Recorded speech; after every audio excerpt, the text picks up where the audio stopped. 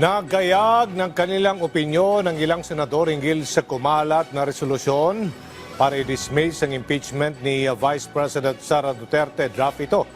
Isang senador iginit na dapat aktuhan ng Senado ang impeachment. Si Daniel Badalasta sa sentro ng balita. Daniel. Yes, Aljo, ilang senador nga nagbigay ng kanilang opinyon o sentimiento sa isang draft resolution na umiikot sa Senado na ang layunin ay ma-dismiss ang impeachment ni Vice President Sara Duterte. Kahapon, inamin na ni Senator Bato de la Rosa na galing sa kanyang opisina ang draft resolution. Para ngayon, kaya Senator Joel Villanueva mahirap magkomento sa usapin dahil ano ang sabihin niya tungkol sa impeachment, maaaring isipin ng taong bayan na may pasya na sila bilang tatayong Senator Judge. Pero gayunman, bukasaan niya plenaryo para sa kanyang mga kasamahan na gusto na mag-convene ang Senado bilang impeachment court.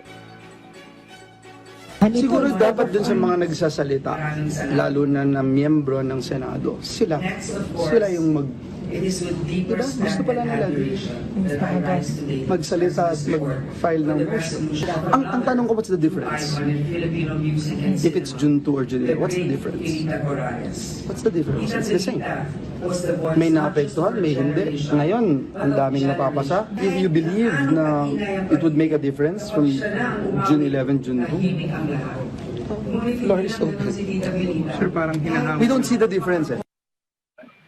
Si Senador J.V. Ejercito naman, hindi pa raw nabigyan ng kopya ng draft resolution. Pero di ko mambibig ng senador kung gusto niya ring pumirma rito. Pero nandigan na senador na dapat talagang aktuhan ng Senado ang impeachment bilang kanilang mandato. Pero sa usapin naman, kung tatawid ito sa 20th Congress, narito ang pahayag ni Ejercito. Whatever, again, as I mentioned, whatever plenary will always be supreme. Kung ano pong mapag-usapan. Collegial body kami. Kung ano ang opinion ko, whether I'm for it or not, gusto ko ba, we just have to follow what the body would decide on. Sa ngayon, hiling lang ni Senator J.B. Ejercito, sana raw ay mapabilis ang proseso ng impeachment anuman ang maging hatol dahil marami-rami anyang hahabulin ng ating bansa para sa pag-unlad. Aljo. Maraming salamat, Daniel Madalastas.